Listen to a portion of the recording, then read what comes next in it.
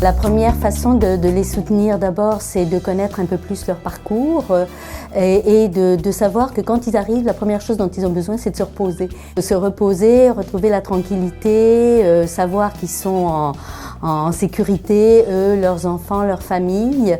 Et pour ça, bon, il y a des services qui existent à Sherbrooke depuis plus de 50 ans maintenant. Bon, le service d'aide aux Néo-Canadiens, mais aussi d'autres organismes, parce qu'il y a une espèce de travail collectif qui se fait au moment de l'installation, mais aussi pour permettre après à ces familles tranquillement de se retrouver ici et d'aller à l'école pour les enfants, de commencer la francisation pour les parents.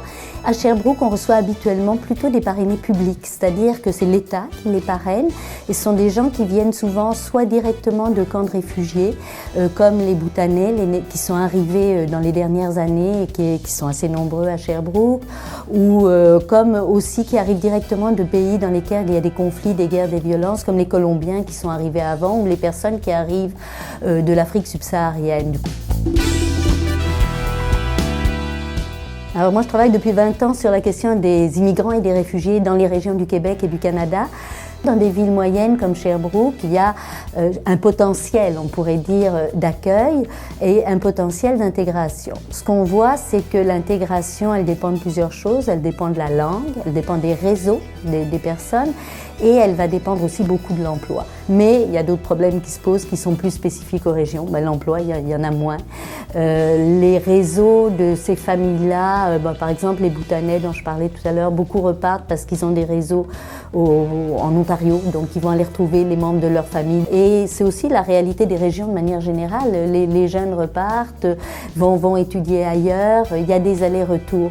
Et je dirais que ce qu'il faut favoriser, c'est ça, c'est la mobilité et que les gens puissent revenir à un moment donné dans la région s'ils n'y restent pas tout le temps ou si leurs enfants, par exemple, vont étudier à l'extérieur. Donc il ne faut pas penser en termes de rétention statique, là, mais il faut penser en termes de mobilité, mais une mobilité circulaire qui permet des allers-retours.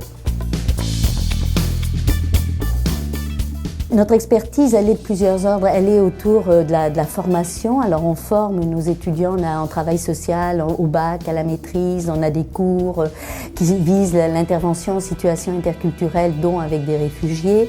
On a aussi des stages qui permettent aux étudiants de voir ça. À la maîtrise en médiation interculturelle, évidemment, c'est un de nos axes de travail, pas le seul, là, mais c'est un de nos axes de travail importants.